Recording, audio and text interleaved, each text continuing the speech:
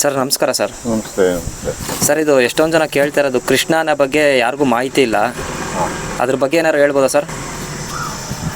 ಕೃಷ್ಣನೇ ಆ್ಯಕ್ಚುಲಿ ಕೃಷ್ಣನೇ ಇದು ಮೊದಲು ನಾನು ಇಲಾಖೆಗೆ ಸೇರುವ ಟೈಮಿಂದನೇ ಅದು ಒಳ್ಳೆ ಆನೆ ಒಳ್ಳೆ ಯೌವನದ ಆನೆ.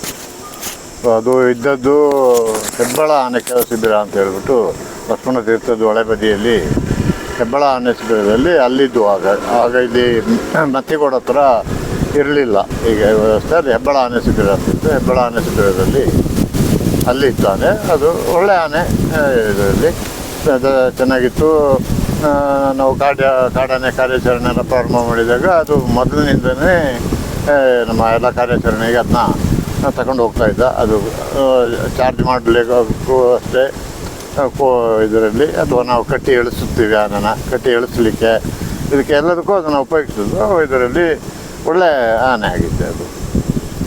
ಆದರೆ ಎಷ್ಟೊಂದು ಜನ ಹೇಳೋ ಪ್ರಕಾರ ಅದು ಅರ್ಜುನಂಗಿಂತ ಚೆನ್ನಾಗಿತ್ತು ಆನೆ ಇದು ಕ್ಯಾಪ್ಚರಿಂಗಲ್ಲಿ ಅಂತ ಹೇಳ್ತಾರಲ್ಲ ಸರ್? ಈಗ ಒಬ್ಬನು ಇದಕ್ಕೆ ಕಂಪೇರ್ ಮಾಡೋದು ದೊಡ್ಡದಲ್ಲ. ಈಗ ಎಲ್ಲವೂ ಒಂದೇ ರೀತಿಯಲ್ಲಿ ಮಾಡ್ತಿದ್ದೋ ಅದು. ಈಗ ನಾವು ಯಾವ ಕೆಲಸ ಈಗ ಒಂದೊಂದು ಸತಿ ಈಗ ಚಾರ್ಜ್ ಮಾಡಬೇಕಾದ್ರೆ ನಮಗೆ ಪಕ್ಕದಲ್ಲಿ ಯಾವ ಆನೆ ಇದೆ ಅದನ್ನು ತಗೊಳ್ತೀವಿ. ಹಾಗೆ ಅರ್ಜುನ ಆಗಲಿ, ಅಭಿಮನ್ಯು ಆಗಲಿ, ಅರ್ಜುನ ಆಗಲಿ, ಇವೇ ಎಲ್ಲ ಆನೆಗಳು. ಶ್ರೀರಾಮ ಅಂತಿತ್ತು, ಇಲ್ಲಿ ನಾಗರಹೊಳೆಯಲ್ಲಿ ವನವೀರ ಅಂತ ಒಂದಿತ್ತು, ಇಲ್ಲಿ ದುಬಾರಿಯಲ್ಲಿ ಲಂಬೋದರ ಅಂತಿತ್ತು. ಈ ಎಲ್ಲ ಆನೆಗಳು ಚಾರ್ಜ್ ಮಾಡುವ ಆನೆಗಳೇ ಇದರಲ್ಲಿ. ಸೊ ಆಗ ಅಭಿಮನ್ಯುನ ಬಚ್ಚ ಫಸ್ಟು ನಾವು ಕ್ಯಾಪ್ಚರ್ ಮಾಡುವಾಗ ಟೈಮಿನಲ್ಲಿ ಏನು ಶಿವಮೊಗ್ಗದಿಂದ ಭಾಸ್ಕರ ಅಂತ ಒಂದಿತ್ತು, ಅದು ಅಭಿಮನ್ಯು. ಹಂಗೆ ಅದು ಒಂದು ಸೀನಿಯರ್ ಅಭಿಮನ್ಯು. ಅದು ಅಷ್ಟೇ ಯಾವ ಕಾಡಾನೆಗೂ ವಾಪಸ್ ತಿರುಗ್ತಿರ್ಲಿಲ್ಲ, ಅದು ಬೀಳ್ತಾಯಿತ್ತು. ಹಾಗೆ ಇದು ಆನೆ ಚೆನ್ನಾಗಿತ್ತು, ಇದು ಚೆನ್ನಾಗಿ ಬೀಳ್ತಾಯಿತ್ತು. ಅದೊಂದೇ ಕಷ್ಟ ಅಂದರೆ ಅದಕ್ಕೆ ಒಂದು ಸಣ್ಣ ಮಕ್ಕಳಂಗೆ ಸ್ವಲ್ಪ ಇಂಜೆಕ್ಷನಿಗೆ ಇದು ನಾಡಾಕಾಶದ ಕ್ಯಾಂಪಿಗೆ ಮಾಮೂಲು ಹೋದಾಗ ಆ ಜೀಪದ ಸೌಂಡಿಗೆ ಅದು ಗೊತ್ತಾಗ್ತದೆ, ಓಹೋ ಇವನು ಬಂದ ಅಂತ ಹೇಳ್ಕೊಂಡು. ಅದು ಆಚೆ ಈಚೆ ಇನ್ನು ಜೀಪಿಂದ ನಾನು ಹಿಡಿದ ಕೂಡಲೇ ನನ್ನ ಸೈಡೇ ನೋಡೋಕ್ಕೆ ನಿಂತರೆ ನನ್ನೇ ನೋಡ್ತಾ ಇರೋದು. ಅದು ನಾನು ಯಾವ ಕಡೆ ತಿರುಗಿದ್ರು ನನ್ನ ಕಡೆನೇ ನೋಡ್ತಾ ಇರೋದು, ನನ್ನ ಹತ್ರ ಬರ್ತಾರ ಅಂತ. ನಿಮ್ಮ ನೋಡಿದ್ರೆ ಫುಲ್ ಎದುರುಕೊಳ್ತಿತ್ತು ಕೃಷ್ಣನೇ, ಇಂಜೆಕ್ಷನಿಗಾಗಿ ಇಂಜೆಕ್ಷನ್ ಮಾಡ್ತಾನೆ ಅಂತ ಹೇಳ್ಕೊಂಡು ಅಂತ ಇದರಲ್ಲಿ. ಅದು ಬಿಟ್ಟರೆ ಇನ್ನು ಬಾಕಿ ಇದರಲ್ಲಿ ಏನು ಅಂದರೆ ಎಲ್ಲ ಚೆನ್ನಾಗಿತ್ತು, ಒಳ್ಳೆ ಕೆಲಸ ಮಾಡ್ತಾ ಇತ್ತು. ಅದು ಅಷ್ಟು ಒಳ್ಳೆ ಆನೆ ದಸರಾಗೆ ಯಾಕೆ ಸೆಲೆಕ್ಟ್ ಆಗಿಲ್ಲ ಸರ್? ಬರೀ ಒಂದೇ ಒಂದು ವರ್ಷ ಬಂತು ಅದು ದಸರಕ್ಕೆ. ಅದನ್ನ ಒಂದು ವರ್ಷ ಹೋಗಿಲ್ಲ ಅಂತ ಕಾಣ್ತಾ. ಒಂದು ವರ್ಷ ಬಂದಿದೆ. ವಸಂತ ಅಣ್ಣ ಅವರೇ ಅದನ್ನ ಇದು ಮಾಡಿದ್ದಾರೆ, ಕರ್ಕೊಬಂದಿದ್ರು.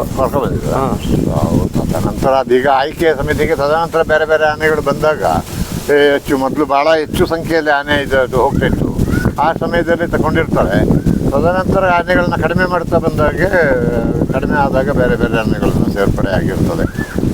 ಅದು ಏನಾಗಿ ತೀರ್ಕೋತು ಸರ್? ಅದು ಆನೆ ಏನಾಗಿ ತೀರ್ಕೋತು? ಅದು ಅಲ್ಲ, ಅದು ವಯಸ್ಸಾಗಿತ್ತು ಪ್ಲಸ್ ಅದಕ್ಕೆ ಕಣ್ಣು ಕಾಣ್ತಾ ಇಲ್ಲ. ನಾನು ಆಗೋಷ್ಟು ಅದಕ್ಕೆ ಕಣ್ಣಿಗೆ ಇಂಜೆಕ್ಷನ್ ಎಲ್ಲ ಹಾಕಿ ನೋಡೋಣ ಗುಣ ಆಗ್ಬೋದು ಅಂತ ಹೇಳ್ಕೊಂಡು, ಈವನ್ ಸಾಯೋದಕ್ಕಿಂತ ಒಂದು 2-3 ತಿಂಗಳು ಮೊದಲು ಸಮೇತ ಅದರ ಕಣ್ಣಿಗೆ ಇಂಜೆಕ್ಷನ್ ಹಾಕಿದೆ. ನೋಡೋಣ ಏನಾದರೂ ದೃಷ್ಟಿ ಸರಿ ಆಗ್ಬೋದು ಅಂತ. ಅಂದರೆ ಅದು ವಯಸ್ಸಿನ ಕಾರಣದಿಂದ ಉಂಟಾದದ್ದು ದೃಷ್ಟಿ ಇದಲ್ಲದೆ ಬೇರೆ ಇದೇನಲ್ಲ. ಸೊ ಕೊನೆಗೆ ಅದು ನೀರು ಕುಡಿಯೋಕ್ಕೆ ಅಂತ ಇದಕ್ಕೆ ಕೆರೆಗೆ ಹಳ್ಳಕ್ಕೆ ಹೋಗಿದೆ. ಹಳ್ಳಕ್ಕೆ ಹೋದಲ್ಲಿ ಗೊತ್ತಾಗಿಲ್ಲ, ಇದು ನೀರದ ಇದರಲ್ಲಿ ಕಣ್ಕಾಣದ ಇದರಲ್ಲಿ ಕೆಸರಲ್ಲಿ ಊತ್ಕೊಂಡು ಅದು ಹೇಳ್ಕೊಳಕ್ಕಾಗದೆ ಹಂಗೆ ತೀರ್ಕೊಂಡ್ಬಿಟ್ಟಿದೆ ಅದು.